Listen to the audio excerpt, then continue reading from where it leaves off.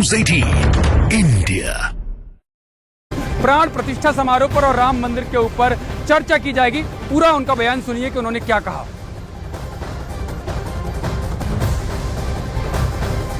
दोनों सदनों में जो राम मंदिर निर्माण का जो ऐतिहासिक महत्व है उस पर और रामलला की प्राण प्रतिष्ठा पर उस पर आज चर्चा होगी। सदस्य अपने अपने विचार रखेंगे और मुझे लगता है कि जिस तरह से कल वाइट पेपर पे हमारे लोकसभा में जैसे अच्छी चर्चा हुई है ऐसे ही आज भी अच्छी चर्चा होगी, ऐसा हम मानते हैं। देखिए, चर्चा होगी और उसके बाद एक जो भी पीठ तय करेगी, कोई रेजुलेशन होगा तो पीठ का विषय है, ये सब हमारा विषय नहीं है। पीठ क्या तय करती है उसके अनुसार हम कार्य संपादित करेंगे।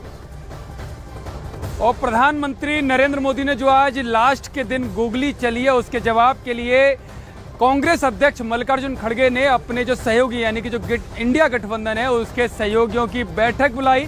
बैठक शुरू हो चुकी है, सुबह 10 बजे से बैठक चल रही है और अब बैठक खत्म होने वाली है, क्योंकि उनके पास भी जो गुगली है प्रधानमंत्री नरेंद्र मोदी उसका जवाब क्या होगा, क्योंकि कहीं ना कहीं वो फंसते हुए नजर आ रहे हैं कि किस तरह से रणनीति बनाई जाए। साथ देंगे तो मोदी सरकार के फैसले का समर्थन करते हुए दिखाई देंगे और अगर विरोध में आते हैं तो जनता के गुस्से का शिकार होना पड़ेगा।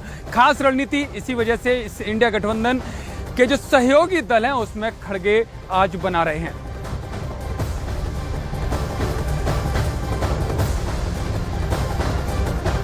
और बिल्कुल बड़ी गुगली प्रधानमंत्री नरेंद्र मोदी की है कि क्या आखिरकार किधर जाएं विपक्षी दल, ये उनको समझ में नहीं आ रहा कि आगे जाएंगे तो कुआं, पीछे जाएंगे तो खाई। वो वाली स्थिति, वो सिचुएशन उन सभी दलों के सामने आ गई और शायद यही कारण है कि इस सिचुएशन को कुछ दलों ने पहले ही समझ लिया और उनके जो सहयोगी दल थे जिसमें आरएलडी के तेवर साफ नजर आ रहे हैं कि वो अब इंडिया गठबंधन का सहयोगी नहीं रहेगा और बाकी के जो भी सहयोगी दल है वो भी धीरे धीरे किनारा करते हुए नजर आ रहे हैं। तो ऐसे में जो इंडिया गठबंधन का जो नारा है या जो उनको एक साथ करके खड़गे चलना चाहते हैं वो कहीं ना कहीं डावाडोल स्थिति में नजर आ रहा है। और ये अब लास्ट वाले दिन यानी कि अंतिम सत्र के अंतिम दिन जो गुगली चली है, जो सिक्सर मारने की कोशिश है मोदी सरकार की, उसका भी कोई तोड़ फिलहाल नहीं मिल पा रहा है। उस तोड़ के लिए खड़गे ने इंडिया गठबंधन के सहयोगी दलों की बैठक बुलाई है, क्योंकि आज जब राम नाम की गूंज होगी, जब विशेष धन्यवाद प्रस्ताव आएगा कि भारत और भारत के प्रतीक श्री राम, उसका क्या तोड़ होगा, उसका किस तरह से बचाव करेंगे, क्या चर्चा में उन सहयोगी दलों के सदस्यों की तरफ से क्या तर्क दिए जाएंगे, वो सब आज तय होगा इंडिया गठबंधन की बैठक में। कुछ देर पहले ये बैठक शुरू हुई और अब सदन की कार्रवाई कुछ ही पलों में, कुछ ही देर में शुरू होने वाली है। तो उस वक्त जब जो बीजेपी के सांसद हैं या जो एनडीए के सांसद हैं, जब वो प्राण प्रतिष्ठा के लिए प्रधानमंत्री नरेंद्र मोदी का धन्यवाद दे रहे होंगे, वो उस वक्त उन पर वो क्या कहेंगे विपक्षी दल। लेकिन इसके साथ ही बीजेपी के सांसद, बीजेपी के जो नेता हैं, वो इस पूरे मामले पर क्या कह रहे हैं, इस धन्यवाद प्रस्ताव पर क्या कह रहे हैं, वो हम आपको सुनाते हैं। जिस प्रकार से अयोध्या के अंदर राम मंदिर बना, रामलला की जिस प्रकार से प्राण प्रतिष्ठा हुई, इस देश के यशस्वी प्रधानमंत्री मोदी जी की जो भूमिका रही और जिस प्रकार से उनके कालखंड में, जिस प्रकार से हमारे उच्चतम कोर्ट ने, उच्चतम हमारी कचहरी ने जिस प्रकार से निर्णय लिया, सर्वसम्मति से जो निर्णय दिया गया, लोग हजारों लाखों करोड़ों लोगों की जो आस्था थी उसका ये मूर्त रूप साकार बनकर के अयोध्या में राम मंदिर बना। ये चर्चा बहुत जरूरी है। देश की जनता को सच्चाई की जानकारी होना चाहिए। जैसा अफवाह फैला जा रहा है, भगवान श्री राम को एक पापात्मा आक्रमणकारी के साथ जैसा बराबर करने की कोशिश किया जा रहा है। राम मंदिर के स्थान पर शौचालय बनाने का प्रस्ताव कुछ देने वाले भी इस देश में है।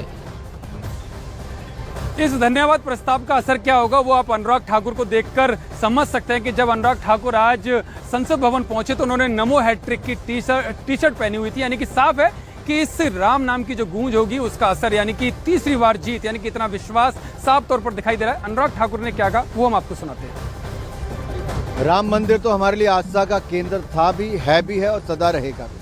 लेकिन वो लोग जो प्रश्न चिन्ह उठाते थे कि बीजेपी वाले कहते हैं रामलला हम आएंगे, मंदिर वहीं बनाएंगे, लेकिन तारीख नहीं बताएंगे। हमने तारीख बताई भी, राम मंदिर का निर्माण किया भी और जनता ने पूरे देश भर में राममय वातावरण हो भी गया है। और ये नमो हैट्रिक यही बताती है कि आएंगे तो मोदी ही।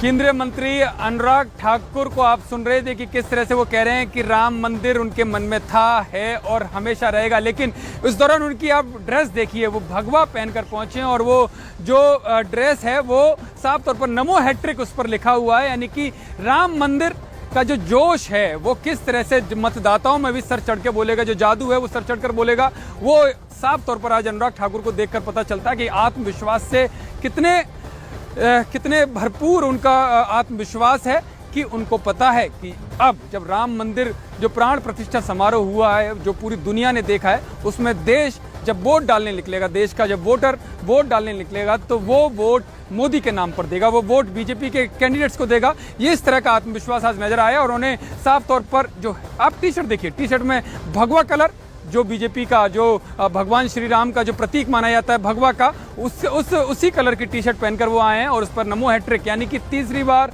जो मोदी सरकार का जो नारा दिया जा रहा है वो आज टी शर्ट पर दिखाई दे रहा है। और उनको वो बोल भी रहे हैं कि जो राम मंदिर है, राम मंदिर की जो महिमा है वो उनके दिल में दिमाग में थी, है और हमेशा रहेगी। यानी कि साफ तौर पर अब ये पूरा जो एजेंडा है, चुनावी एजेंडा, जो पहले से बीजेपी अपने संकल्प पत्र में भी कहती आ रही थी कि राम मंदिर वहीं बनेगा जहां पर उन्होंने कहा है, तो वो आज राम मंदिर अपने बड़े वादे को पूरा किया। धारा 370 की बात हुई जो हमेशा से वो अपने एजेंडे में करते हुए आए थे, वो पूरा किया है। यानी कि इस विश्वास के साथ जाएंगे कि जो मोदी सरकार कहती है वो करती है और आगे भी बड़े फैसले लेंगे। जो अभी केंद्रीय मंत्री अर्जुन राम मेघवाल ने कहा था कि 2014 के बाद से जब से सरकार बनी है, मोदी सरकार बड़े फैसले लेती हुई आई है और आने वाले जब तीसरी बार जब सरकार आएगी तो उस दौरान भी वो बड़े फैसले लेंगे।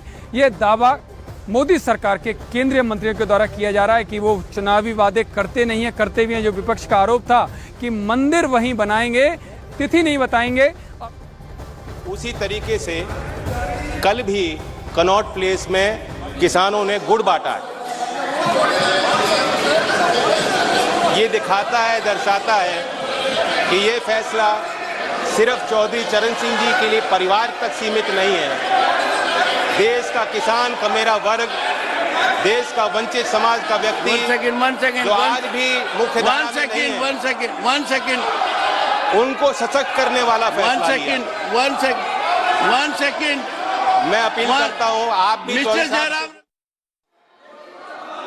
जो ऐतिहासिक काम अयोध्या के अंदर हुआ, जिस कालखंड के कम से कम भगवान राम के नाम पे तो शांत हो जाए आप लोग।